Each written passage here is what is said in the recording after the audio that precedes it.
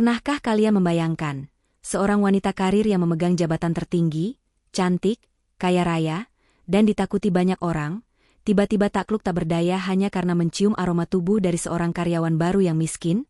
Kisah ini bukan tentang guna-guna atau ilmu hitam, melainkan tentang kerinduan mendalam seorang anak perempuan yang menemukan kepingan kenangan ayahnya pada sosok laki-laki asing. Sebuah pertemuan tak terduga yang akan membuka tabir rahasia masa lalu, pengorbanan, dan cinta yang tumbuh di tengah perbedaan kasta. Selamat datang kembali di saluran kesayangan kita, Ken Arok Productions. Sebelum kita menyelami kisah yang penuh air mata dan kejutan romantis ini, pastikan kalian sudah menekan tombol like, subscribe, dan aktifkan lonceng notifikasinya agar tidak ketinggalan episode seru lainnya. Saya doakan dengan tulus, bagi kalian yang sudah bergabung dan mendukung saluran ini, semoga pintu rezekinya dibuka selebar-lebarnya, tubuhnya selalu diberikan kesehatan, hidupnya dipenuhi keberkahan, dan senantiasa bahagia bersama keluarga tercinta. Amin ya Robbal Alamin. Jangan lupa juga untuk menuliskan kata Amin di kolom komentar, dan tuliskan dari kota mana saja kalian berasal. Insya Allah, doa-doa baik yang kita panjatkan bersama akan dikabulkan oleh Tuhan semesta alam. Mari kita mulai ceritanya. Suasana di ruang rapat lantai 5 gedung Suryo Tekstil terasa begitu mencekam siang itu. Udara dingin dari pendingin ruangan seolah membeku, seirama dengan wajah datar tanpa ekspresi yang ditunjukkan oleh Mulan, sang pemimpin muda perusahaan tekstil terbesar di Yogyakarta itu. Di hadapannya, 5 orang manajer senior menundukkan kepala, tak ada satupun yang berani menatap mata tajam wanita berusia 27 tahun tersebut. Mulan melempar berkas laporan bulanan ke tengah meja, suaranya terdengar rendah namun penuh penekanan yang membuat nyali siapapun menciut. Mulan menatap tajam ke arah Pak Hadi, manajer pemasaran yang usianya jauh lebih tua darinya. Ia bertanya dengan nada dingin, apakah Pak Hadi menyadari bahwa grafik penjualan bulan ini merosot tajam? Mulan menegaskan bahwa ia tidak membayar gaji karyawan, hanya untuk duduk santai dan menikmati kopi di pagi hari. Ia tidak membutuhkan 1000 alasan, yang ia butuhkan hanyalah hasil nyata. Kata-katanya begitu pedas, menusuk harga diri siapapun yang mendengarnya. Bagi Mulan, kegagalan adalah hal yang tidak bisa ditoleransi. Ia memberi ultimatum, jika bulan depan tidak ada perbaikan, ia tidak akan segan-segan merombak seluruh tim manajemen. Dengan napas tertahan, para manajer itu beringsut keluar ruangan setelah Mulan mengusir mereka dengan satu kibasan tangan. Pintu ruang rapat tertutup rapat, meninggalkan Mulan sendirian dalam keheningan yang menyakitkan. Seketika itu juga, topeng ketegaran yang ia kenakan luruh begitu saja. Bahunya yang tadi tegap menantang dunia, kini merosot lemas. Mulan menyandarkan punggungnya di kursi kebesarannya yang terasa terlalu besar untuk tubuh mungilnya. Ia memijat pelipisnya yang berdenyut nyeri. Menjadi pewaris tunggal kerajaan bisnis ayahnya bukanlah anugerah, melainkan beban yang nyaris meremukkan tulang-tulangnya. Perlahan, tangan lentik Mulan membuka laci meja kerjanya. Di sana, tersembunyi sebuah bingkai foto kayu jati tua yang memuat potret seorang pria parubaya dengan senyum hangat, mendiang ayahnya, Pak Suryo. Mata Mulan yang tadi memancarkan kilat kemarahan, kini merembun berkaca-kaca. Ia mengambil bingkai itu, mengusap wajah ayahnya dengan ibu jari. Kerinduan itu datang lagi, menghantam dadanya dengan telak. Sudah 1 tahun ayahnya pergi, dan selama itu pula Mulan merasa berjalan sendirian di tengah badai. Mulan berbisik lirih pada foto itu, mengeluh betapa lelahnya ia berpura-pura kuat di hadapan semua orang. Ia rindu tempat berlindung. Namun, yang paling menyiksa batinnya adalah hilangnya aroma itu. Mulan memejamkan mata, berusaha keras mengingat aroma khas ayahnya. Perpaduan wangi tembakau manis, akar wangi yang menenangkan, dan sedikit sentuhan minyak sereh tradisional. Aroma yang selalu bisa meredakan tangisnya saat kecil, aroma yang membuatnya merasa aman dari segala mara bahaya.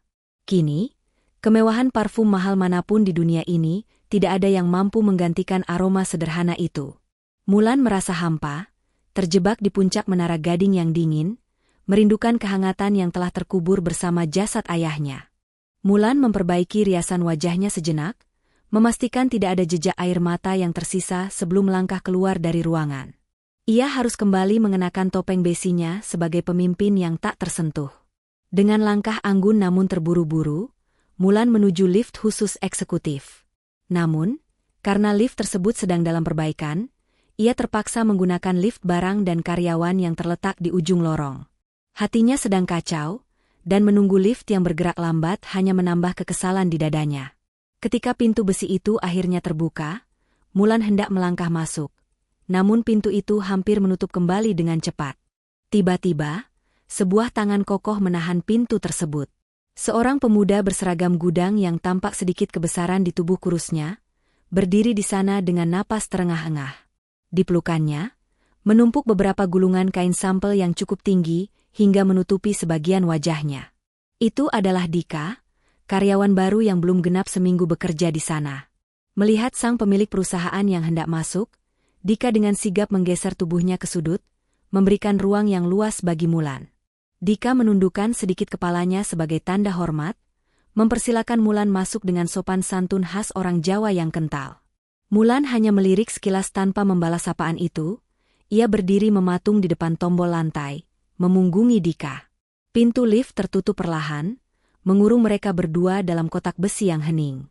Awalnya, hanya suara dengungan mesin lift yang terdengar, namun perlahan, sirkulasi udara di ruang sempit itu mulai membawa sesuatu yang tak terduga ke indera penciuman Mulan. Hidung Mulan mengendus samar-samar. Awalnya ia mengira itu hanya bau kain baru dari gudang. Namun semakin lama, aroma itu semakin jelas dan kuat. Tubuh Mulan seketika menegang. Matanya membelalak lebar menatap pantulan dirinya di dinding logam lift. Aroma itu bukan berasal dari pengharum ruangan, melainkan menguar dari arah belakang, dari tubuh pemuda gudang itu. Wangi tembakau manis yang bercampur dengan minyak sereh dan akar wangi. Itu adalah aroma yang sama persis dengan aroma tubuh mendiang ayahnya yang baru saja ia tangisi. Jantung Mulan berdegup kencang, seolah ingin melompat keluar dari rusuknya. Ia perlahan memutar tubuhnya menghadap Dika. Dika yang merasa diperhatikan menjadi salah tingkah, ia semakin merapatkan punggungnya ke dinding lift, takut jika ia melakukan kesalahan. Mulan melangkah maju satu langkah, mempersempit jarak di antara mereka. Hidungnya kembali memastikan aroma itu. Benar, tidak salah lagi. Kerinduan yang meledak di dadanya membuat akal sehat Mulan sesaat menghilang. Tepat saat lift berdenting menandakan telah sampai di lantai lobi, pintu mulai terbuka. Dika hendak bergegas keluar karena merasa canggung, namun Mulan dengan cepat menekan tombol penutup pintu kembali. Dika terkejut bukan main melihat bos besarnya menahan mereka di dalam. Dengan wajah yang sedikit memucat dan suara yang dibuat seolah-olah sedang sakit, Mulan memegang kepalanya. Ia berkata bahwa kepalanya tiba-tiba pusing hebat, dan meminta Dika untuk tidak bergerak dulu. Padahal, itu hanyalah alasan Mulan agar ia bisa berdiri lebih lama di sana, menghirup aroma yang menjadi obat bagi jiwanya yang rapuh, aroma yang membuatnya merasa ayahnya sedang berdiri di sampingnya. Belum genap 1 jam setelah insiden di dalam lift tersebut, Mulan sudah membuat kegaduhan di divisi kepegawaian. Ia memanggil Pak Bambang, kepala bagian personalia, untuk menghadap ke ruangannya saat itu juga. Dengan wajah tegang, Pak Bambang berdiri mendengarkan instruksi yang menurutnya sangat tidak masuk akal. Mulan memerintahkan agar Dika, pegawai baru yang posisinya hanya staf angkut barang di gudang, segera dipindahkan menjadi asisten pribadi khusus untuk dirinya. Alasannya sungguh mengada-ada. Mulan berdalih bahwa ia melihat potensi Dika dalam mengenali tekstur kain, padahal mereka sama sekali belum pernah membicarakan pekerjaan. Pak Bambang mencoba memberikan pengertian bahwa Dika baru bekerja selama seminggu dan latar belakang pendidikannya pun tidak memenuhi syarat untuk duduk di lantai eksekutif. Namun, Mulan adalah hukum tertinggi di gedung itu. Dengan nada ketus yang tak terbantahkan, ia memotong ucapan bawahannya itu. Ia berkata bahwa firasatnya tidak pernah salah dan ia tidak butuh ijazah, melainkan ketulusan bekerja. Pak Bambang tak punya pilihan selain menuruti perintah sang pemilik perusahaan, meski sambil geleng-geleng kepala keheranan.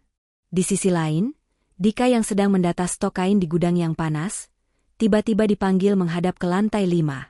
Jantung pemuda itu berdegup kencang, keringat dingin membasahi pelipisnya. Dalam pikirannya, ia pasti telah melakukan kesalahan fatal saat bertemu Mulan di lift tadi, dan sekarang ia akan dipecat. Dengan langkah gemetar, Dika memasuki ruangan Mulan yang luas dan dingin. Ia berdiri kaku di depan meja kerja Mulan yang besar, menunduk dalam-dalam, siap menerima surat pemecatan. Namun, yang terjadi justru sebaliknya. Mulan, yang duduk membelakangi jendela besar dengan pemandangan kota Jogja, menatap Dika dengan tatapan yang sulit diartikan.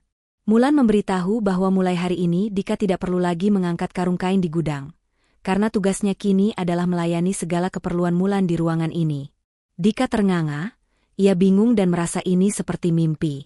Belum sempat Dika bertanya apa tugas spesifiknya, Mulan sudah memberikan perintah pertamanya. Mulan menunjuk rak buku tinggi yang berada tepat di belakang kursi kerjanya. Ia berkata dengan nada datar bahwa susunan buku-buku di sana berantakan dan meminta Dika merapikannya sesuai warna dan tinggi buku. Padahal, rak itu sebenarnya sudah sangat rapi. Itu hanyalah akal bulus Mulan. Saat Dika mulai bekerja menyusun buku di belakang punggungnya, jarak mereka menjadi begitu dekat, kurang dari 1 meter. Mulan memutar kursi kerjanya sedikit, pura-pura membaca dokumen, padahal ia sedang memejamkan mata menikmati suasana. Ketika Dika bergerak ke kiri dan ke kanan merapikan buku, aroma tembakau manis dan minyak serai itu menguar, memenuhi indera penciuman Mulan. Senyum tipis terbit di bibir Mulan yang biasanya kaku. Ia merasa tenang, seolah beban perusahaan yang berat mendadak ringan. Dika yang polos sesekali melirik takut-takut. Bingung melihat bosnya yang terkenal galak itu kini senyum-senyum sendiri tanpa sebab. Sementara ia terus bekerja dengan hati-hati agar tidak membuat suara gaduh. Beberapa hari setelah Dika resmi menjadi asisten, agenda perusahaan mengharuskan Mulan melakukan perjalanan dinas ke kota Solo untuk meninjau pabrik rekanan. Biasanya, Pak Joko, sopir senior perusahaan yang selalu setia menemani, namun kali ini Mulan dengan otoritas mutlaknya menunjuk Dika untuk menjadi sopirnya. Di dalam kabin mobil sedan mewah yang meluncur membelah jalanan Yogyakarta menuju Klaten itu, terjadi pemandangan yang cukup menggelitik jika ada yang memperhatikannya. Dika mengemudi dengan sangat hati-hati, tubuhnya tegak kaku, kedua tangannya mencengkeram setir dengan erat karena gugup membawa mobil bos yang harganya miliaran rupiah. Sementara itu, Mulan duduk di kursi belakang sebelah kiri. Sepanjang perjalanan, wanita yang biasanya sibuk dengan tablet dan telepon genggamnya itu kini bertingkah tidak biasa. Mulan tidak bisa duduk tenang bersandar. Sebentar-sebentar ia memajukan tubuhnya ke depan, hingga wajahnya mendekati celah antara sandaran kursi pengemudi dan kursi penumpang depan. Dengan nada yang dibuat-buat, ia berpura-pura bertanya apakah mereka sudah sampai, atau menanyakan nama daerah yang sedang mereka lewati, padahal ia bisa dengan mudah melihat aplikasi peta di ponsel pintarnya sendiri. Semua pertanyaan remeh itu hanyalah akal-akalan Mulan agar ia bisa memangkas jarak dan menghirup aroma tubuh Dika yang terbawa hembusan AC mobil ke arah belakang. Dika yang memang berhati polos, menjawab setiap pertanyaan bosnya dengan sangat rinci dan sopan menggunakan bahasa Jawa halus. Ia sama sekali tidak menaruh curiga dan mengira Mulan memang tipe atasan yang perfeksionis dan ingin tahu detail perjalanan. Dika tidak menyadari bahwa dirinya sedang menjadi objek modus terselubung dari seorang CEO yang sedang dimabuk rindu pada aroma masa lalu. Lama-kelamaan, rasa kantuk mulai menyerang Mulan akibat hembusan udara dingin dan kelelahan bekerja. Perlahan, pertahanan dirinya runtuh. Matanya terpejam dan kepalanya terkulai ke samping. Karena jalanan yang sedikit bergelombang, kepala Mulan tanpa sadar terbentur kaca jendela mobil. Meski benturannya pelan, itu cukup membuat Dika yang selalu waspada melirik ke kaca spion tengah. Ia melihat wajah lelah bosnya yang tertidur pulas namun posisinya sangat tidak nyaman.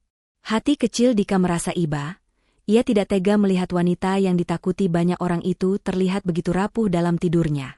Ketika mobil sedikit bergoyang dan kepala Mulan hendak terhuyung membentur kaca untuk kedua kalinya, dengan refleks yang sigap namun lembut, Dika melepaskan tangan kirinya dari kemudi sejenak. Ia mengulurkan tangannya ke belakang, menahan sisi kepala Mulan dengan telapak tangannya yang hangat dan kasar khas pekerja keras, tepat sebelum kening itu menyentuh kaca.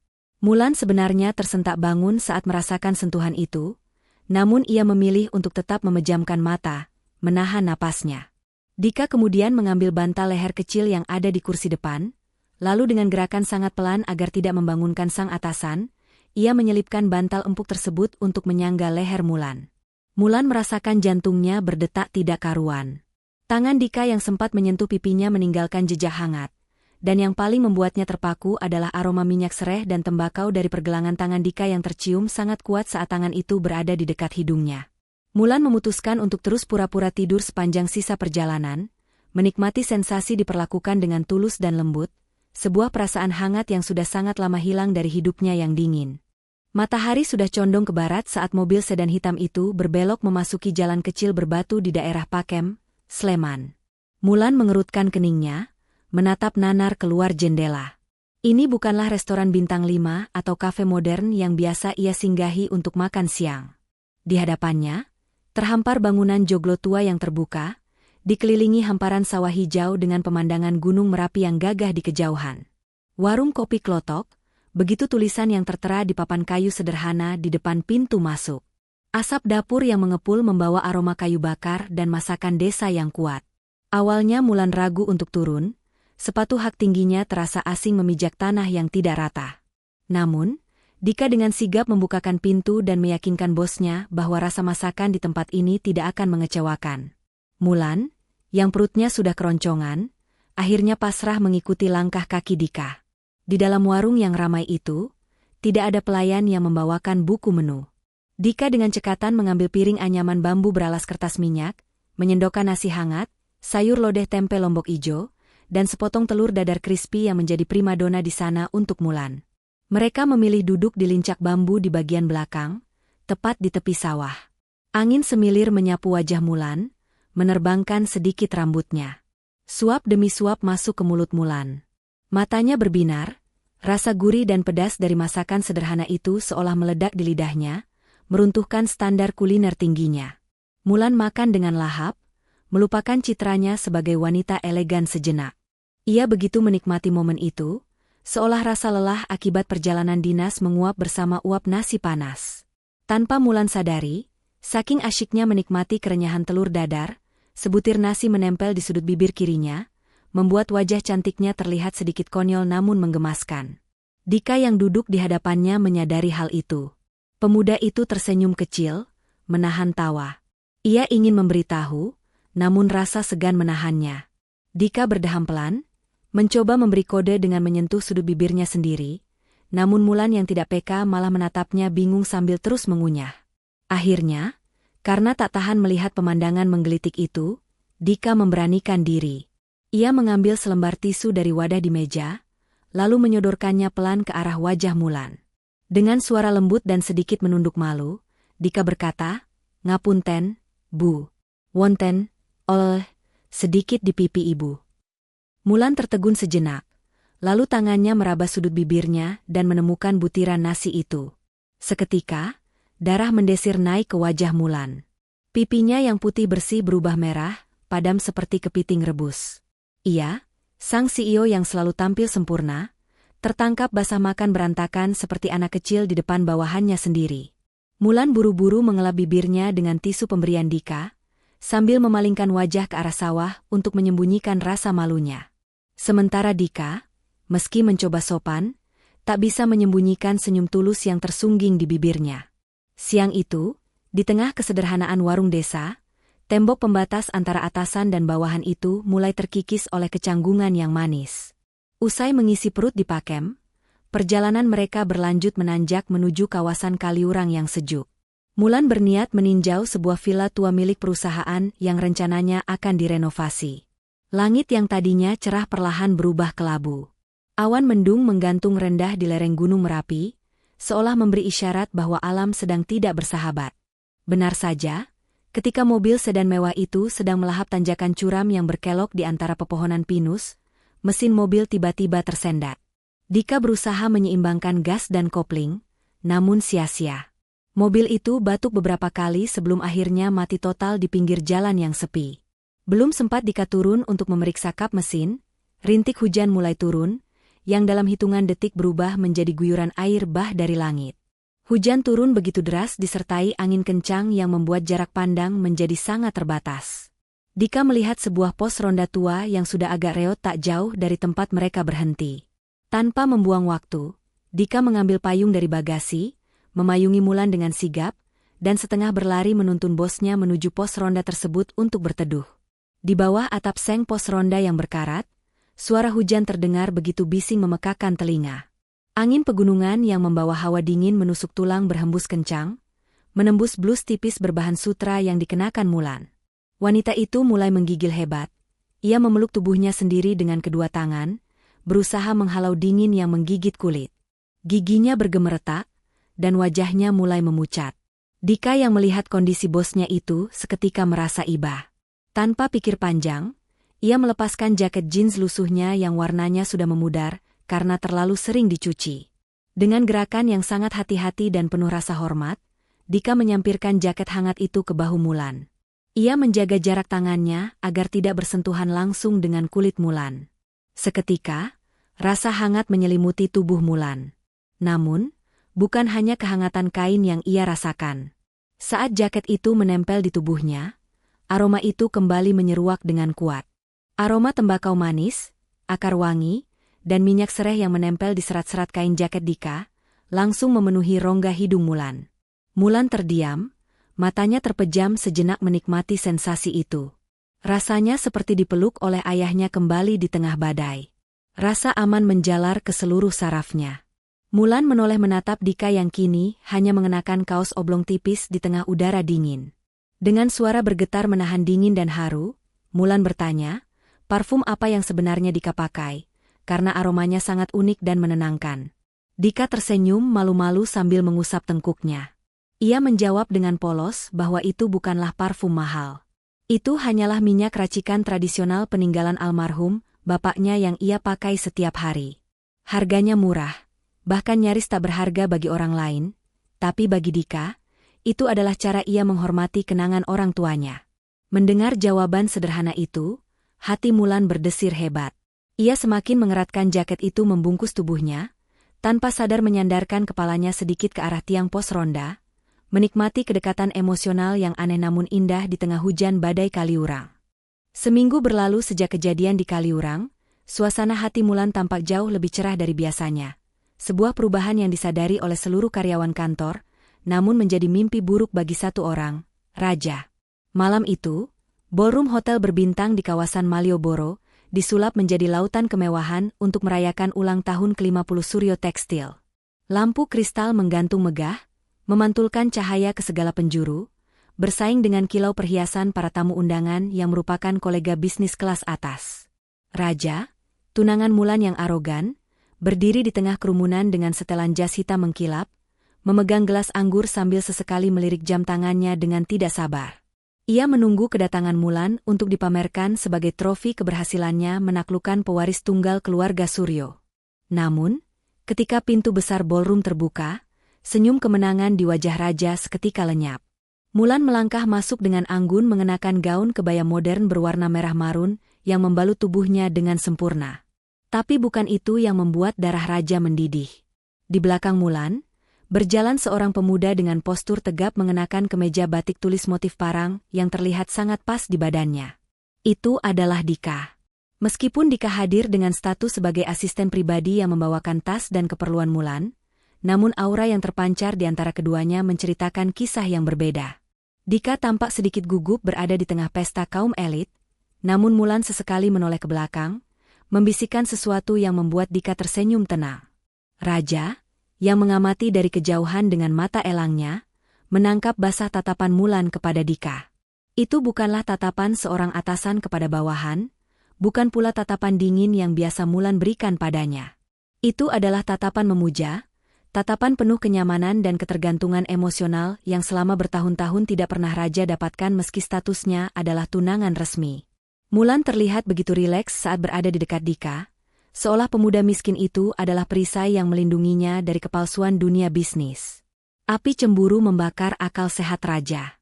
Ia merasa harga dirinya sebagai pengusaha sukses terinjak-injak oleh seorang karyawan rendahan yang bahkan tak punya nama belakang terpandang. Tangannya yang memegang gelas wine mencengkeram begitu kuat hingga buku-buku jarinya memutih. Napasnya memburu kasar. Tanpa mempedulikan tatapan tamu di sekitarnya, Raja membanting gelas kristal di tangannya ke lantai marmer hingga pecah berkeping-keping, menimbulkan suara gaduh yang sempat menghentikan percakapan orang-orang di dekatnya. Pelayan bergegas datang membersihkan kekacauan itu, sementara Raja menatap tajam ke arah Dika dengan sorot mata penuh kebencian. Malam itu, di tengah pesta yang meriah, genderang perang telah ditabuh. Raja bersumpah dalam hatinya, ia akan menyingkirkan kerikil kecil bernama Dika itu, bagaimanapun caranya. Kabar buruk memang selalu datang tanpa permisi. Di tengah kesibukan mempersiapkan peluncuran produk baru, Mulan menerima telepon dari asisten rumah tangganya yang mengabarkan bahwa ibu Mulan mendadak pingsan dan dilarikan ke rumah sakit. Dunia Mulan seakan runtuh seketika. Dengan tangan gemetar, ia mencoba menghubungi raja, berharap tunangannya itu bisa datang memberikan dukungan moral di saat kritis seperti ini. Namun, harapan Mulan hancur berkeping-keping ketika raja menjawab telepon dengan nada ketus, mengatakan bahwa ia sedang berada di tengah rapat penting dengan investor asing dan tidak bisa diganggu hanya karena sakit orang tua yang menurutnya bisa diurus oleh dokter. Raja mematikan sambungan telepon begitu saja, meninggalkan Mulan yang terpaku dengan air mata tertahan di sudut mata. Melihat bosnya yang nyaris ambruk karena panik dan kecewa, Dika tanpa banyak bicara langsung mengambil alih kendali. Ia menuntun Mulan ke mobil, menyetir dengan kecepatan tinggi namun tetap aman membelah kemacetan Yogyakarta menuju rumah sakit. Sesampainya di sana, Dika tidak hanya diam menunggu di luar. Ia dengan cekatan mengurus semua administrasi rumah sakit yang rumit, memastikan ibu Mulan mendapatkan kamar perawatan terbaik, hingga menebus obat-obatan, membiarkan Mulan fokus menemani ibunya di ruang gawat darurat tanpa terbebani urusan teknis. Malam harinya, di ruang rawat inap VVIP yang sunyi, ibu Mulan mulai siuman. Kondisinya masih lemah, dan selera makannya hilang total. Mulan membujuk ibunya makan dengan frustrasi, namun sang ibu menolak. Melihat hal itu, Dika memberanikan diri mendekat. Dengan sopan santun yang luar biasa halus, Dika meminta izin untuk mencoba membujuk beliau. Dika membuka bungkus bubur ayam yang sengaja ia beli di luar, karena tahu makanan rumah sakit seringkali hambar. Ia meniup bubur itu perlahan hingga hangatnya pas, lalu dengan tutur kata kromo inggil yang sangat lembut, ia menyuapi ibu Mulan. Sikap Dika yang telaten, sabar, dan penuh hormat seolah menyihir ruangan itu. Tidak ada kecanggungan, Dika memperlakukan ibu Mulan layaknya ibu kandungnya sendiri. Ibu Mulan yang awalnya menolak makan, perlahan membuka mulutnya, luluh oleh kelembutan pemuda itu. Setelah Dika pamit keluar sebentar untuk mengambil air hangat, ibu Mulan menatap putrinya dengan mata berkaca-kaca. Beliau menggenggam tangan Mulan dan berbisik lirih, mengatakan bahwa Dika adalah pemuda yang sangat baik. Tata kramanya, kesabarannya, dan ketulusannya mengingatkan beliau pada sosok almarhum Pak Suryo, ayah Mulan, di masa mudanya. Mendengar pengakuan ibunya, hati Mulan bergetar hebat. Ia menatap punggung Dika yang terlihat dari celah pintu yang sedikit terbuka. Di saat tunangannya sendiri yang bergelimang harta memilih berpaling karena sibuk mengejar materi, seorang karyawan sederhana justru hadir memberikan kasih sayang tulus yang tak ternilai harganya. Malam itu, di samping ranjang ibunya yang sakit, keyakinan di hati Mulan semakin menguat. Ia menyadari bahwa hatinya telah memilih, dan pilihannya jatuh pada sosok sederhana yang memiliki aroma rindu dan hati semulia emas itu. Langit malam Yogyakarta tertutup awan hitam pekat, seolah turut merasakan bahaya yang sedang mengintai. Dika baru saja melangkah keluar dari gerbang belakang kantor untuk pulang, ketika tiba-tiba sebuah mobil van hitam berhenti mendadak di depannya. Belum sempat ia bereaksi, 3 orang bertubuh kekar menyeretnya paksa masuk ke dalam mobil.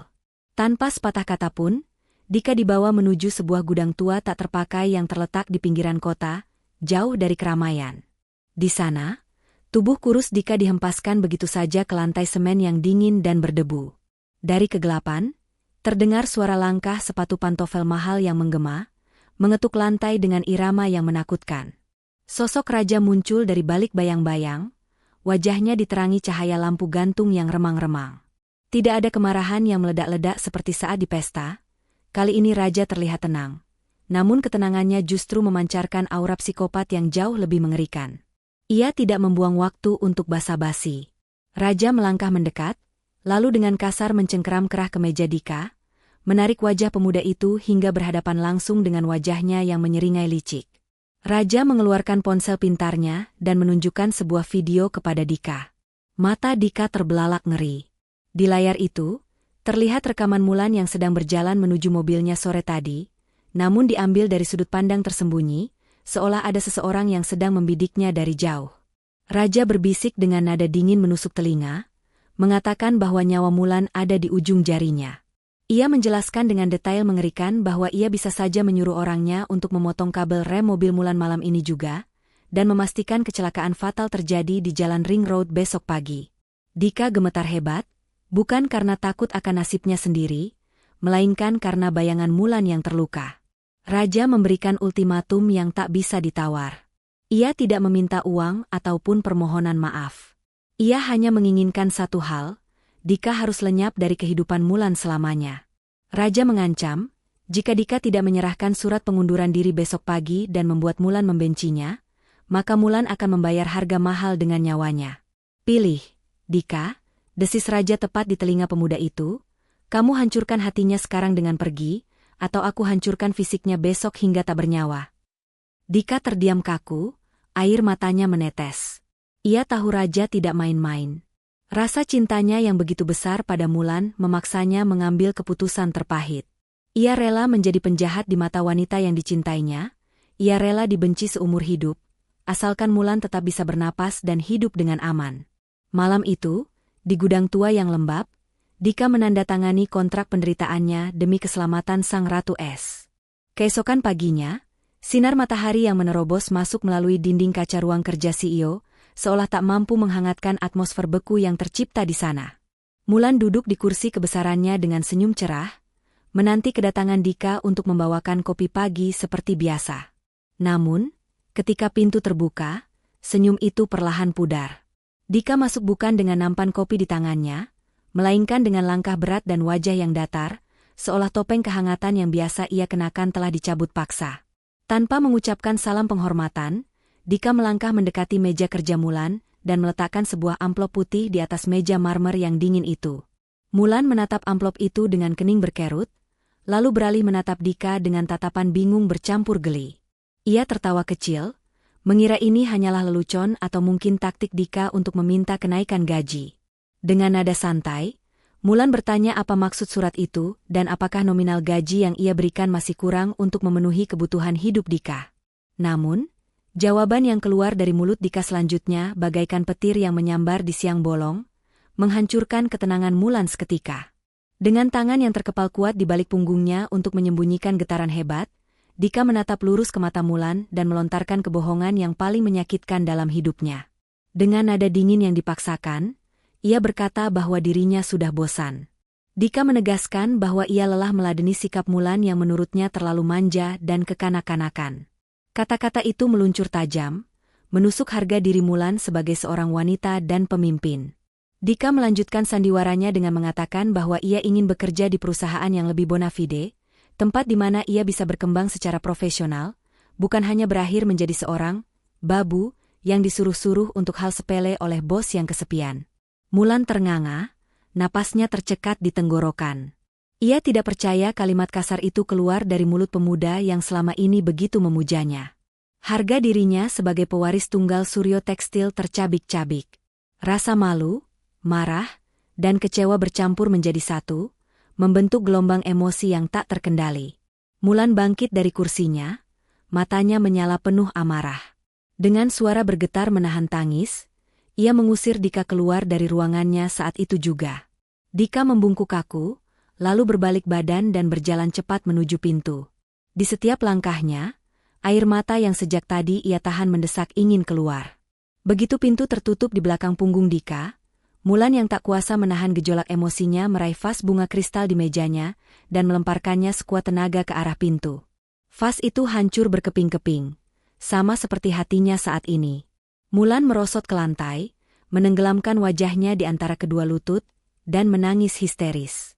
Ia merasa dikhianati oleh satu-satunya orang yang ia izinkan masuk ke dalam benteng hatinya, tanpa menyadari bahwa di balik pintu itu, Dika pun sedang bersandar di dinding dengan air mata bercucuran, hancur karena harus melukai wanita yang nyawanya lebih berharga daripada hidupnya sendiri. Di tengah badai kehampaan yang melanda hatinya, kewajiban sebagai pemimpin perusahaan tetap harus dijalankan.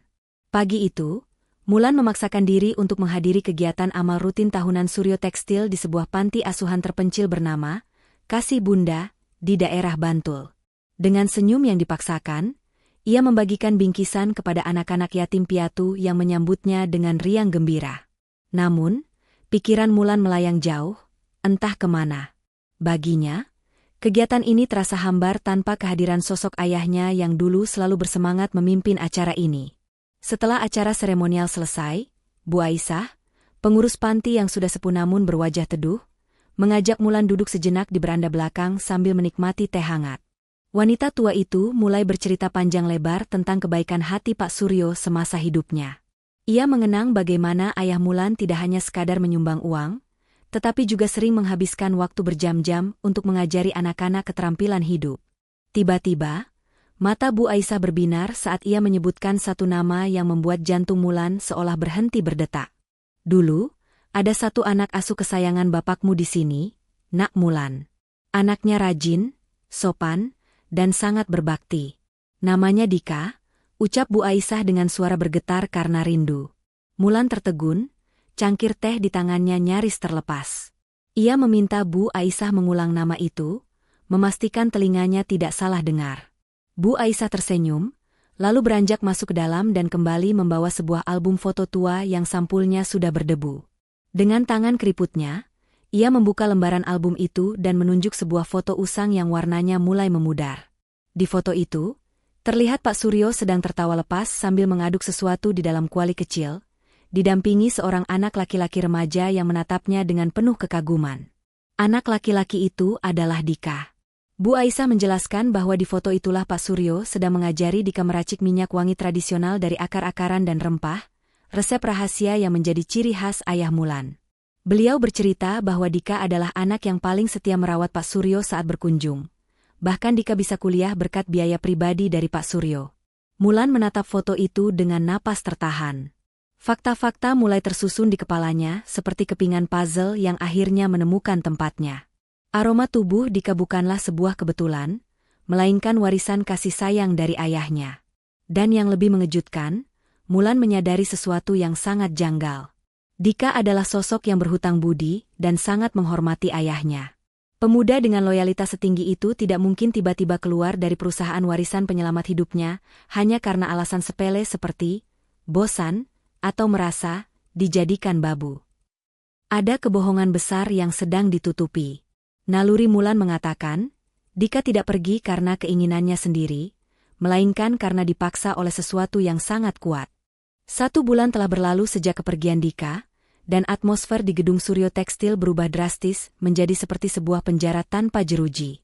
Lorong-lorong kantor yang biasanya dihiasi sapaan ramah kini sunyi senyap, para karyawan berjalan menunduk, takut mengangkat wajah. Tawa dan canda lenyap, digantikan oleh ketegangan yang mencekik leher. Mulan telah kembali, bahkan jauh lebih mengerikan daripada sebelumnya. Ia bukan lagi sekadar ratu es, melainkan badai salju yang siap membekukan siapa saja yang berani membuat kesalahan sekecil debu. Di ruang kerjanya, Mulan memimpin dengan tangan besi. Ia memecat 2 staf administrasi hanya karena salah meletakkan staples, dan memarahi manajer produksi di depan umum, hingga menangis hanya karena keterlambatan laporan 5 menit. Bagi Mulan, dunia ini telah mengecewakannya, dan sebagai balasannya, ia menutup rapat pintu hatinya. Ia bekerja bagaikan robot tanpa perasaan, mengejar target angka demi angka untuk mengalihkan rasa sakit yang menggerogoti jiwanya. Ia ingin membuktikan bahwa tanpa Dika, tanpa aroma sialan itu, ia tetap bisa berdiri tegak dan berkuasa. Namun, pertahanan skuad baja itu runtuh seketika saat matahari terbenam dan Mulan kembali ke rumah mewahnya yang megah di kawasan Palagan. Di dalam kamarnya yang luas dan dingin, Mulan bukanlah seorang CEO yang ditakuti. Ia hanyalah seorang wanita kesepian yang meringkuk di sudut tempat tidur. Di tangannya, tergenggam erat sebuah benda yang sangat kontras dengan kemewahan sekelilingnya. Benda itu bukanlah tas bermerek atau perhiasan berlian, melainkan sebuah jaket jeans lusuh yang warnanya sudah memudar. Jaket milik Dika yang tertinggal di mobilnya sebulan lalu. Setiap malam, sebelum matanya terpejam, Mulan akan membenamkan wajahnya ke dalam jaket kasar itu. Ia menghirup dalam-dalam sisa aroma yang masih menempel di sana. Aroma tembakau manis, akar wangi, dan minyak serai yang kini mulai memudar. Namun masih cukup kuat untuk memanggil kembali kenangan tentang senyum tulus Dika, tentang kehangatan tangan Dika yang menahan kepalanya saat tertidur di mobil, dan tentang tatapan teduh yang selalu menenangkannya. Air mata Mulan kembali tumpah membasahi kain jaket itu. Dalam keheningan malam, ia akhirnya mengakui kekalahan hatinya. Rasa sakit ini bukan hanya karena kehilangan aroma mendiang ayahnya. Rasa sesak di dadanya ini nyata karena ia merindukan pemilik jaket itu. Mulan menyadari bahwa ia tidak hanya kehilangan seorang asisten atau jejak kenangan ayahnya, tetapi ia telah kehilangan satu-satunya pria yang mampu membuatnya merasa menjadi manusia seutuhnya. Di tengah tumpukan harta dan kekuasaan, Mulan merasa menjadi wanita paling miskin di dunia karena kehilangan cinta yang tulus. Pulang dari panti asuhan, Mulan tidak menuju rumahnya, melainkan memacu mobil sportnya dengan kecepatan tinggi kembali ke kantor Suryo Tekstil. Hatinya bergemuruh, firasatnya berteriak kencang bahwa ada sesuatu yang tidak beres. Sesampainya di lobi gedung yang sudah mulai sepi karena jam operasional kantor telah berakhir, Mulan langsung melangkah lebar menuju ruang kendali keamanan di lantai dasar. Dua orang satpam yang sedang berjaga terlonjak kaget melihat bos besar mereka datang dengan wajah tegang dan napas memburu. Tanpa basa-basi, Mulan memerintahkan kepala keamanan untuk membuka arsip rekaman CCTV area luar kantor pada tanggal di mana Dika terakhir kali terlihat pulang, tepat sehari sebelum pemuda itu mengajukan pengunduran diri. Jari-jari petugas keamanan menari di atas keyboard dengan gemetar, mencoba memenuhi permintaan mendadak sang CEO.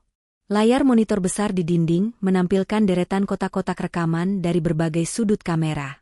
Mata elang Mulan menelusuri setiap inci layar dengan seksama. Awalnya, tidak ada yang aneh. Namun, ketika rekaman beralih ke kamera nomor 12 yang menyorot area pintu gerbang belakang gudang yang sepi dan minim penerangan, Mulan menyuruh petugas untuk menghentikan gambar dan memperbesar tampilannya. Di layar beresolusi tinggi itu, terlihat jelas sosok Dika yang sedang berjalan kaki keluar dari gerbang dengan tas ransel lusuhnya. Namun, langkahnya terhenti ketika sebuah mobil van hitam memotong jalannya secara agresif. Napas Mulan tertahan saat melihat tiga pria berbadan tegap menyeret Dika secara paksa.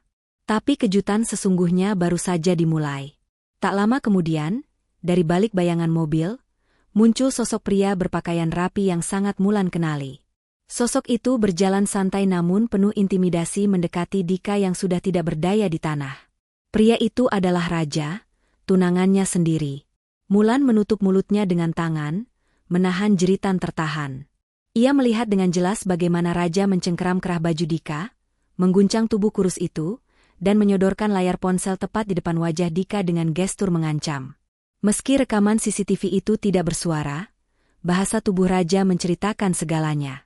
Telunjuk raja yang menuding tajam ke arah wajah Dika, lalu gerakan tangannya yang seolah memperagakan sebuah kehancuran, menyiratkan ancaman maut yang mengerikan. Mulan melihat Dika yang tidak melawan sama sekali, pemuda itu hanya menunduk pasrah, tubuhnya gemetar, seolah sedang menerima vonis mati demi melindungi sesuatu yang berharga. Seketika itu juga, air mata Mulan menetes. Namun kali ini bukan karena sedih, melainkan karena campuran rasa haru dan amarah yang mendidih. Ia akhirnya mengerti segalanya. Dika tidak pernah bosan padanya. Dika tidak pernah menginginkan uang atau jabatan. Pemuda itu pergi mengorbankan perasaannya, menelan harga dirinya bulat-bulat, dan membiarkan dirinya dibenci, hanya demi melindungi Mulan dari ancaman psikopat bernama Raja. Cinta Dika ternyata jauh lebih besar daripada nyawanya sendiri.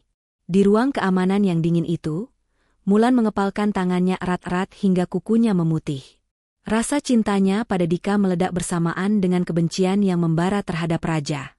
Mulan bersumpah, malam ini juga, ia akan mengakhiri sandiwara busuk ini. Tanpa berganti pakaian, Mulan memacu kendaraannya menuju kediaman mewah orang tua Raja di kawasan elit Yogyakarta. Malam itu, kebetulan sedang diadakan acara makan malam keluarga besar untuk membahas tanggal pernikahan mereka yang semakin dekat. Di ruang makan yang megah dengan lampu kristal menggantung, Raja duduk dengan penuh percaya diri di samping orang tuanya, tertawa lebar membicarakan rencana bulan madu ke Eropa. Namun, tawa itu seketika terhenti ketika pintu utama didobrak terbuka. Mulan berdiri di ambang pintu, napasnya memburu, rambutnya sedikit berantakan, namun aura kemarahan yang memancar dari tubuhnya membuat seluruh ruangan seketika senyap. Raja yang tidak menyadari badai yang akan datang, berdiri dengan senyum palsunya, mencoba menyambut tunangannya. Ia hendak meraih tangan Mulan sambil berbasa-basi menanyakan mengapa Mulan datang terlambat dan terlihat kacau. Namun, Mulan menepis tangan itu dengan kasar. Tanpa mengucapkan sepatah kata pun, Mulan mengeluarkan ponsel pintarnya dan menyambungkannya secara nirkabel ke layar televisi raksasa yang ada di ruang tengah, tepat di hadapan semua anggota keluarga besar Raja. Dalam hitungan detik, Rekaman CCTV yang diambil dari pos keamanan kantor itu berputar di layar lebar. Semua mata terbelalak. Hening yang mencekam menyelimuti ruangan. Mereka menyaksikan dengan jelas bagaimana sifat asli raja yang selama ini disembunyikan di balik topeng kesopanan. Terlihat jelas sosok raja yang beringas, mengintimidasi, dan mengancam nyawa orang lain dengan gaya premanisme yang menjijikkan. Wajah orang tua raja memerah pada menahan malu yang luar biasa, sementara wajah raja sendiri pucat pasi, lututnya gemetar ketakutan karena kedoknya terbongkar di depan keluarganya sendiri. Setelah video berakhir, Mulan melangkah maju mendekati raja yang terpaku bisu. Dengan tatapan nyalang yang penuh keberanian, Mulan mengayunkan tangannya sekuat tenaga. Tamparan keras mendarat telak di pipi kiri raja, meninggalkan bekas merah yang menyala. Raja terhuyung ke belakang, memegangi pipinya dengan tatapan tidak percaya. Itu adalah tamparan pertama dan terakhir yang Mulan berikan sebagai tanda putusnya hubungan mereka. Dengan suara lantang yang menggelegar memenuhi ruangan, Mulan menunjuk wajah raja dan memberikan peringatan keras. Ia berkata, "Mulai detik ini, pertunangan kita batal. Jangan pernah bermimpi untuk menyentuh sehelai rambut pun dari orang-orang yang aku cintai, atau aku pastikan kau akan membusuk di penjara." Mulan melepaskan cincin pertunangan bertahta berlian dari jari manisnya, lalu melemparnya ke lantai tepat di depan sepatu raja. Tanpa menunggu jawaban atau pembelaan, Mulan memutar tubuhnya dan berlari keluar rumah. Ia tidak peduli lagi dengan etika atau sopan santun. Pikirannya kini hanya tertuju pada satu nama, satu sosok yang sedang menunggunya di suatu tempat di Bantul. Mulan masuk ke dalam mobilnya, menginjak pedal gas dalam-dalam, membelah malam untuk menjemput cinta sejatinya yang sempat ia sia-siakan. Mobil sport Mulan menderu membelah jalanan pedesaan Bantul yang gelap dan berliku. Jantungnya berpacu lebih cepat daripada putaran mesin mobilnya. Berbekal alamat samar yang pernah ia lihat di berkas HRD, Mulan akhirnya menemukan sebuah rumah sederhana yang dikelilingi oleh hamparan ladang tembakau yang luas. Di kejauhan, di tengah ladang yang remang-remang diterangi cahaya bulan dan lampu petromax dari sebuah gubuk bambu, ia melihat siluet seseorang yang sangat ia kenal. Itu Dika, yang sedang sibuk memilah daun tembakau hasil panen hari itu. Tanpa mematikan mesin mobil, Mulan langsung melompat keluar. Kakinya yang terbalut sepatu hak tinggi stiletto mahal, menapak tanah merah yang gembur dan tidak rata. Baru beberapa langkah ia berlari, tumit sepatunya menancap dalam ke tanah basah, membuatnya hampir terjerembab. Mulan mengerang frustrasi. Dengan napas memburu dan air mata yang sudah membanjiri pipinya, ia membungkuk dan melepaskan sepatu mahalnya itu dengan kasar. Ia membiarkan kakinya yang putih mulus bersentuhan langsung dengan tanah dingin dan kerikil tajam. Mulan tidak peduli lagi. Ia berlari bertelanjang kaki, membuang semua atribut kemewahannya demi mengejar pria sederhana yang sedang bekerja di tengah ladang. Dika yang mendengar suara langkah kaki mendekat, menoleh kaget. Matanya membelalak tak percaya melihat bos besarnya. Wanita yang seharusnya duduk di singgasana kemewahan, kini berdiri di hadapannya dengan rambut berantakan, napas tersengal, dan kaki telanjang yang kotor oleh tanah. Belum sempat Dika mengucapkan sepatah kata pun, Mulan sudah menghambur ke arahnya. Tangan mungil Mulan mengepal dan memukul dada bidang Dika berulang kali, melampiaskan rasa sakit, rindu, dan amarah yang bercampur aduk. "Dasar laki-laki bodoh!" teriak Mulan di sela isak tangisnya yang pecah. "Kenapa kamu lakukan itu? Hah? Kenapa kamu korbankan perasaanmu sendiri demi aku? Siapa yang menyuruhmu menjadi pahlawan kesiangan yang sok kuat?" Dika tidak menghindar. Ia membiarkan Mulan memukulinya hingga tenaga wanita itu habis. Perlahan, Dika memberanikan diri untuk menangkap kedua pergelangan tangan Mulan yang gemetar. Ia menggenggamnya erat, menyalurkan kehangatan yang menenangkan ke dalam tubuh Mulan yang menggigil. Dika menatap manik mata Mulan yang basah dengan pandangan yang dalam dan tulus, seolah ingin menembus jiwanya. "Karena saya tidak bisa melihat ibu terluka, Bu," jawab Dika dengan suara parau namun tegas. "Bagi saya, hancurnya hati saya tidak ada artinya dibandingkan satu tetes darah ibu yang tumpah. Saya rela dibenci ibu seumur hidup, asalkan ibu tetap bernapas dan hidup bahagia." Mendengar pengakuan itu, pertahanan Mulan runtuh total. Ia tidak lagi memiliki tenaga untuk marah. Tubuhnya lemas, dan ia menjatuhkan kepalanya ke dada Dika. Mulan menangis tergugu di sana, bukan dalam pelukan yang erat, melainkan bersandar mencari perlindungan. Di tengah ladang tembakau yang sunyi, di bawah atap langit malam, dua hati yang sempat terpisah oleh kebohongan akhirnya bertaut kembali dalam kejujuran yang mengharukan. Kembalinya Dika ke gedung Suryo Tekstil membawa perubahan suasana yang drastis, seolah musim semi baru saja tiba setelah badai salju yang panjang. Dika tidak lagi mengenakan seragam gudang yang kusam, kini ia tampil gagah dengan kemeja rapi dan celana bahan sebagai co-manager, posisi yang diberikan Mulan bukan karena nepotisme, melainkan karena kemampuan manajerial Dika yang alami dan visi bisnisnya yang tajam warisan didikan Pak Suryo. Namun, ada satu rahasia manis yang mereka sepakati untuk disimpan rapat-rapat dari seluruh karyawan, hubungan asmara mereka. Demi menjaga profesionalitas dan menghindari gosip miring, Mulan dan Dika memutuskan untuk menjalani hubungan backstreet atau pacaran diam-diam di lingkungan kantor. Di hadapan para staf, interaksi mereka terlihat sangat formal dan kaku.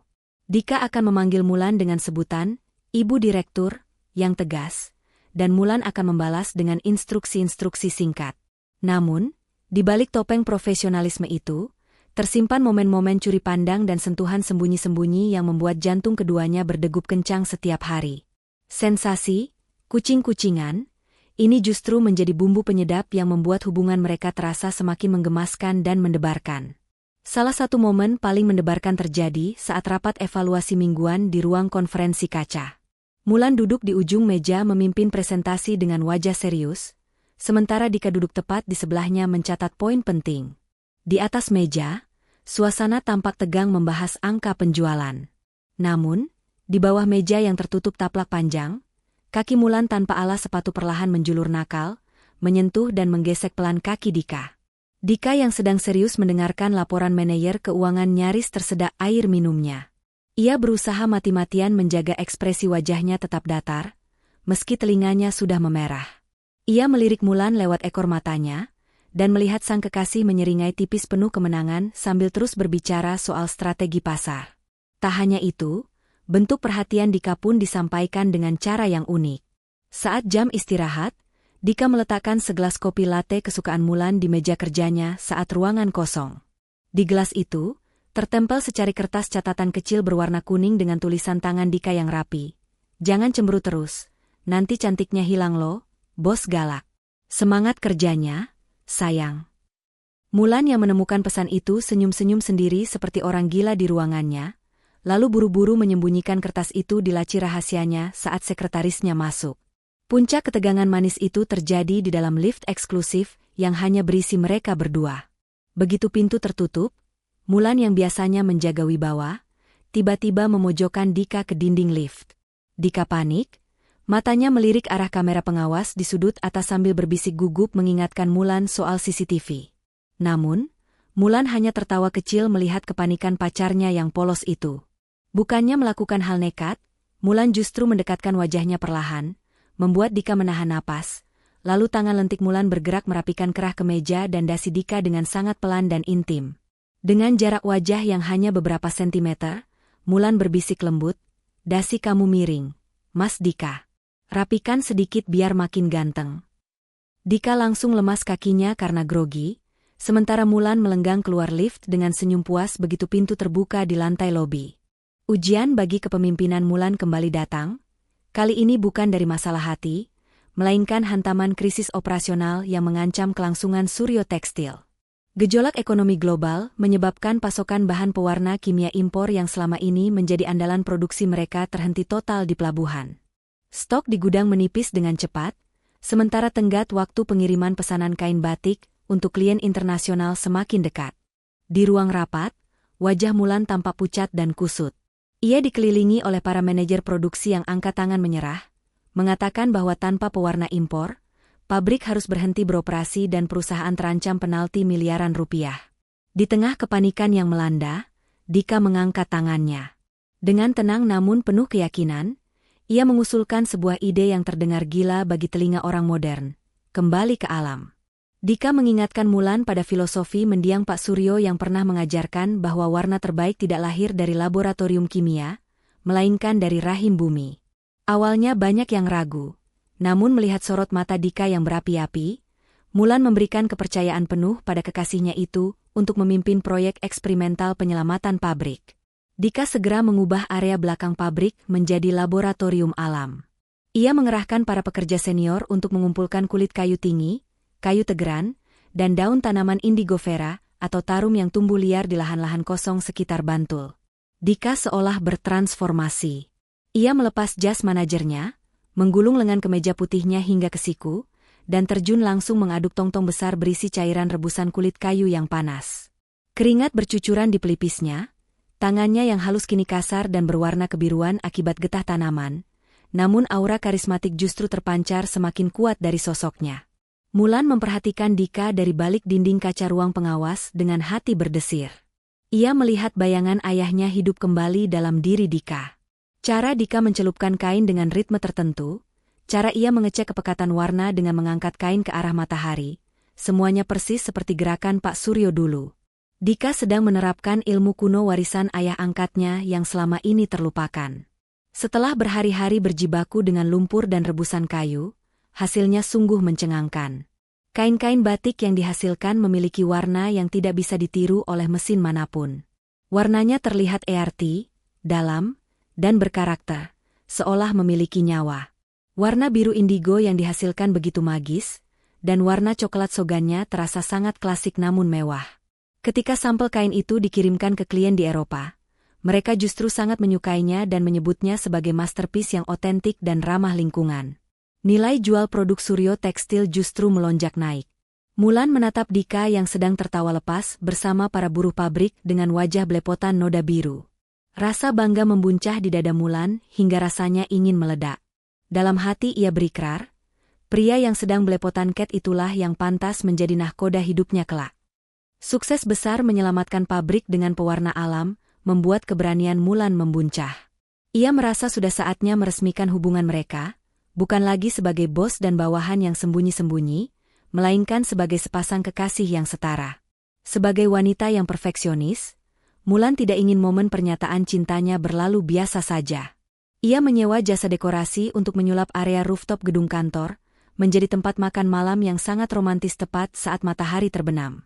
Puluhan lilin aromaterapi dinyalakan, kelopak mawar merah ditaburkan di lantai, dan musik klasik diputar lamat-lamat. Mulan berdiri di sana dengan gaun sutra terbaiknya, menunggu Dika dengan jantung berdebar kencang, berharap ini akan menjadi adegan seperti di drama Korea favoritnya.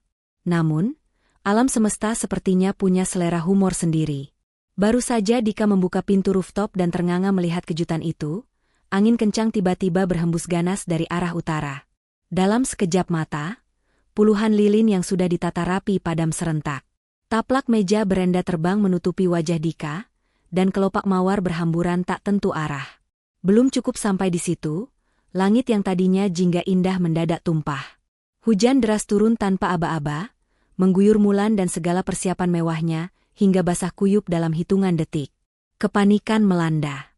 Mulan menjerit frustrasi melihat tata rias wajahnya yang mahal mulai luntur, membuat maskaranya meleleh hitam di bawah mata seperti panda.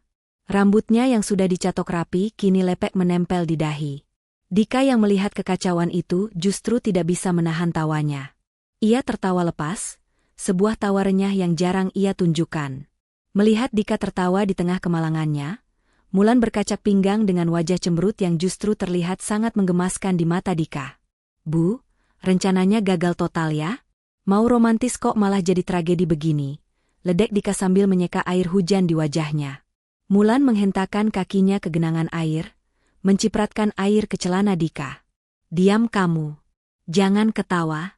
Aku sudah susah payah siapin ini semua cuma mau bilang kalau aku cinta sama kamu." "Dika?" teriak Mulan sekuat tenaga, suaranya bersaing dengan gemuruh hujan. Mendengar teriakan itu, tawa Dika seketika berhenti. Tatapannya melembut, penuh dengan kasih sayang yang mendalam. Ia melangkah maju, menembus tirai hujan, hingga berdiri tepat di hadapan Mulan. Dika melepaskan jasnya yang basah, lalu mengangkat tangannya untuk memayungi kepala Mulan, meski itu sia-sia karena mereka sudah basah kuyup. Dengan ibu jarinya, Dika mengusap lembut aliran air hujan yang bercampur air mata kekesalan di pipi Mulan. "Saya tahu, Bu," ucap Dika dengan suara rendah namun terdengar jelas di telinga Mulan.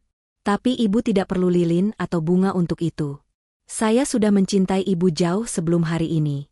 Saya lebih cinta sama ibu, bahkan sejak ibu memarahi saya di dalam lift waktu itu. Di bawah guyuran hujan yang dingin, hati Mulan terasa begitu hangat. Tidak ada ciuman yang terjadi, namun Dika menggenggam kedua tangan Mulan erat-erat, menempelkannya ke dadanya sendiri, membiarkan Mulan merasakan detak jantungnya yang berpacu kencang hanya untuk sang ratu es.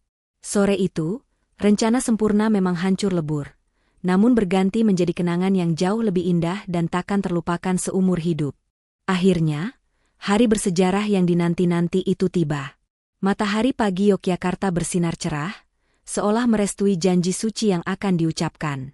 Pendopo Agung Royal Ambarukmo yang megah telah disulap menjadi saksi bisu penyatuan dua hati yang berbeda latar belakang ini.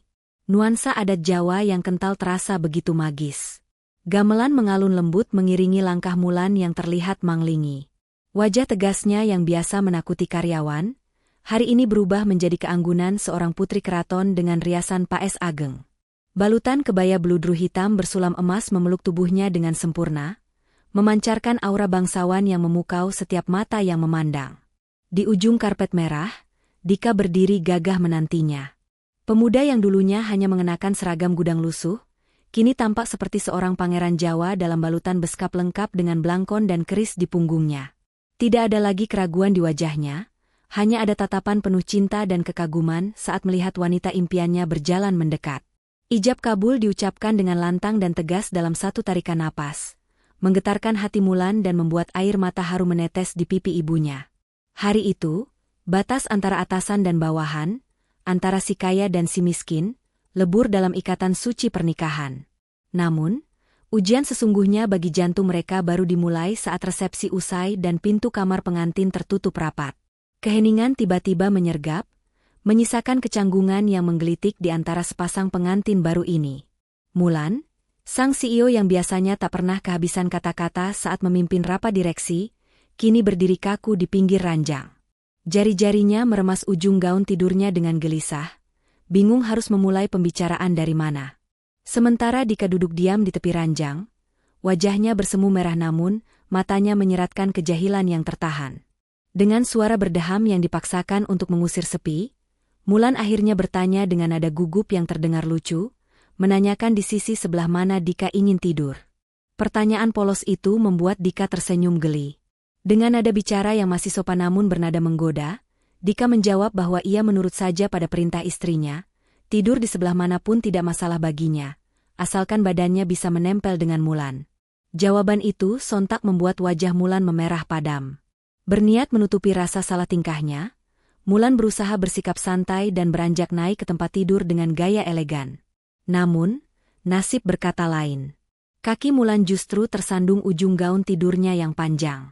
Keseimbangannya hilang seketika. Tubuhnya oleng ke depan dan jatuh menimpa Dika yang sedang duduk.